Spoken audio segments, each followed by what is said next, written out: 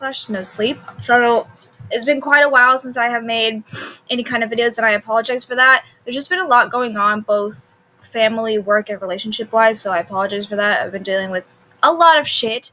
Not to mention I have just been far too depressed and unmotivated to do anything these days, and also it's been far too hot. There's just been far too much going on around as is to even think about videos, so I apologize for that. I'll try to do my best to upload when I can. There will be, I think I'm just going to read what I have of r/no sleeps or creepypastas for a little bit, because I don't have much for vlogs these days. I don't really have much other clothes to show off for a while until I get more money. And I don't really know what else to do for this channel aside just that. I also broke my phone a while ago. I broke my phone the other day. Phone completely shattered, so I had to go and buy a new one. So that's also why. And yeah, there will be a new trying snacks video coming up probably on Monday or something like that, or Tuesday. We'll see, because I know it ships out first of the month, so it should be shipping out soon and arriving within the weekend. So yeah, I apologize for that. I'm also sorry if you hear shit in the background. It's very noisy with my window wide open, and I'm sorry you hear my fan. So yeah, let's just get right into it. Okay, this also isn't terribly long, so I'll try not to read too fast, but yeah. When I was 8, I had a dog. We rescued him, and he was only a year old, and the shelter owners told us his previous owners had abandoned him. The first month we spent bonding and getting to know the dog. One day we noted he was smart. Things didn't affect him like it would to any other dog. You could call him a good boy or a bad boy, but he didn't care. He seemed to find joy whenever he did something bad. Of course, we passed it off as something the old owners trained him to do for whatever reason, and we tried to show him our anger when he did bad things. However, when we did that, he would curl back his lips, not in a snarl, but in more of like a smile shape. He would let out little yips as if he was laughing. Strange dog. His original name was Tanner, but we nicknamed him Laughter. Nothing odd happened at first, although his creepy demeanor scared people away. We took him on walks through the forest on the weekends and let him out into our yard on the weekdays, which was blocked from our neighbors by a chain fence. We thought he could make friends with the neighbor's dog, a pit bull, Larry, and a greyhound, Stan. Oh, right, I forgot to mention Tanner's breed. He was a black German shepherd, a beautiful dog. Anyways, he wasn't very good with his fellow species, if you can even say that. All Larry and Stan did was bark and snarl at him. Usually he stayed away from the fence, ignoring the other dogs until we let him in. His favorite punishment for leaving him out there was to claw our pillows and tear our blankets from our beds. We had to hide them every day before we let him in. He would watch us from the door outside, laughing at us as we scrambled around trying to find places he couldn't reach. Well, one day, the day everything tipped over the edge, was when Larry found a way into the yard. It was a quiet Tuesday afternoon, and 9-year-old me was sitting in front of the large TV, listening to the afternoon episodes of SpongeBob that were replaying and working on my homework. Everything was quiet, except for the laughter and high-pitched voices from the TV. Suddenly, I heard barking and howling from outside. I brushed it off, figuring a stray cat or something was outside the fence. Last time I checked, cats didn't howl or bark, but sure, if you want to say that. I was clearly disturbed again when the barking sounded painful. They weren't Laughter's barks. I knew those well enough. Soon the yelps quieted until silence. I smiled to myself, thinking that the animal must have passed. But something strange went down that day. I felt a strange compelling to check on Laughter, so I slowly got up and trudged towards the door. I slowly opened it slightly enough to hear an inhumane laughter. Confused, I peeked out, and what I saw in our yard traumatized me. Laughter stood over a dog who wasn't even recognizable through the blood. It was just a mangled thing. Blood everywhere, snapped bones stuck out, a single leg off to the side, severed. Laughter, oh my god. He had blood around his lips, a single strip of flesh hanging from his jaw. His paws were ankle deep into the mangled dog, and I swore to you he couldn't tell me it was blood. You couldn't tell me it was blood, but I will always know that when I look over at the horrifying scene, Laughter's normal eyes shone a bright lead illuminating his face. I screamed. Of course I had. What else could I have done? I screamed so loud for my parents, for God, for anyone. Laughter immediately stopped his laughter and looked over to me, confused. The look on his face read, "What's the matter, master? Did I not do good?" My mother ran to me, and my father was working. My father was always working, so he wasn't home. She hugged me, asking what's wrong, wiping the tears from my face. I haven't even realized I was crying. The sight of the mangled body clouded my vision. I closed my eyes and pointed to the yard. Seconds later, my mom let out a gasp and slammed the door shut. She pushed me away from the door and wrapped her arms around me, picking me up and placing me on the couch, kissing my forehead and telling me to keep away from the door. She hurried into the kitchen and called someone. Laughter headed up to the door and was scratching at it, whining for us to let him in. Of course we didn't, but the scratches grew stronger and loud scrapes against our wooden door with each one. The fear grew stronger, shaking my adolescent body. It was a weak door, one which shook when a loud bang came through the door. That seemed to happen as Laughter drew backwards and charged at the door with whatever part of his body.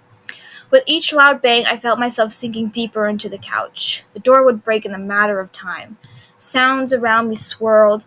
Every bang sounded like a gunfire over my mother's terrified voice speaking to whoever was on the other side of the phone, while the TV still made its jokes, not really realizing what was going on in reality. My vision swirled, the fear making me feel dizzy. I swore I was going to pass out. I suppose the most unnerving part, back on memory, is the silence that came after that. When I was 9, I found it relieving, believing Laughter had given up. The relief I felt as I let out a breath I hadn't realized I was holding in was very short. A loud crash filled the air, followed by an ear-piercing scream. Snarling, barking, and yelling was all I could hear. Everything seemed to move in slow motion. Blood splattered across the wall, just in my vision, a typical horror movie cliche. But I guess not everything is a lie, right? For a short moment, the screaming stopped, and Laughter's eerie laugh sounded like a siren. I was petrified, every part of my body tensed in fear, waiting for Laughter to race into the room and rip me apart as it did to the dog in my backyard. It must have been the adrenaline trying to think of a way out, but I realized that while Laughter laughed, he found it funny. He came for us when we didn't laugh. What if? I chuckled. It was forced, and I felt disgusted with myself, but what else could I do? I found myself unable to stop laughing louder. It drowned out the monster in the other room, who silenced. I laughed harder, unable to stop as I shook. I didn't notice the clinking of claws on the hardwood floor as Laughter slowly slid next to the couch, leaving bloody footprints behind him. Finally, my laughter died down, and I felt so horrified when I had face to face with the thing in front of me. Glowing eyes, red liquid dripping from its face, blood matted in its fur on its body together, turning its pelt from black to red. I squeezed my eyes shut, fear rattling my body. Tears welled up in my eyes. I was about to die. I knew it. In my head, I prayed. I prayed to God to take mercy on my poor soul, mauled to death by a demon. Would he be angry for my laughter? Thankfully, fate had other plans. Moments passed, moments that felt like hours, days even. Days that seemed so endless I thought I would round up dead and die. Bam, bam, bam, bam! Gunfire pierced the air, and I could feel the monster before me disappear. I gasped and opened my eyes. Large figures dressed in black with guns in their hands charged in. I saw Laughter appear out of nowhere, lunging at the closest figure. Before I made contact, I was ripped away and scooped up in someone's arms and lifted off the couch. From that moment, everything went black. It's been 12 years, and that memory to this fateful night still haunt me. I just finished college, and I lived in a rented bungalow near a forest that my father helped me pay for. I work a 6 to 8 job at a nearby mall as security. Nothing helped my fear when last night I woke up to a scraping sound outside my door. I figured it to be a small animal, and I went back to sleep. The next morning when I woke up and left for work, I checked my door for damages done by the animal. To my horror, long, bloody scratches marked my door. I stared for a good 5 minutes, remembering laying fear stuck to the couch when I was 9. Suddenly, I heard a familiar sound, almost like a laugh, but not quite there. It was strange and inhumane, but I recognized it. I snapped my head towards the forest that surrounded my home. Through the darkness of the trees, I swear I could make out a pair of glowing red eyes. Yo, I don't know what you think that you had growing up, but that ain't no fucking dog. That would be like Smiling Dog and or like the Rake, because that there ain't no fucking dog. I could never imagine seeing something so horrifying coming from an animal. Like, if it was, like, a dog is one thing, but, or, like, maybe seeing, like, I don't know, wild animals do it is one thing because that's in their nature, but, like, seeing just a regular, like, German Shepherd do it, I think might be another. Especially if you're, like, 8 years old at the time and you think, oh, it's just a cute, harmless little dog, and it's like, oh, no, it is a terrifying fucking creature that literally mauled an animal to death. And yeah, I would think that would be pretty traumatizing. But I mean, like, animals are animals. You can't really, like, I don't know. It's in most animals' natures to kill things, you know, which circle of life, you know, whatever, which I don't really like. Because I'm a big animal lover, so I don't like hearing things about animal or like lions tearing up fucking gazelles or something, or tearing up zebras or something, or whales eating like helpless little sea otters. You know, I don't like thinking about that stuff because it makes me sad because I'm a very sentimental creature.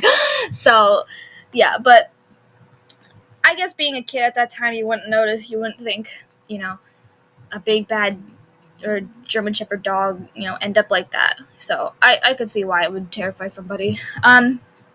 So yeah, there's that. I also apologize for my intro.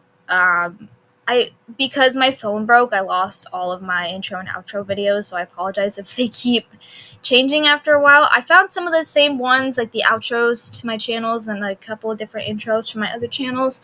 So I apologize that they always change, especially for my main channel. It's just after a while, my intros get copywritten because I find these things free online that other people made, so they're not original.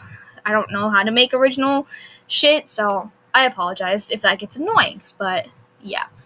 Anyways, that is the end of that. I hope you all enjoyed.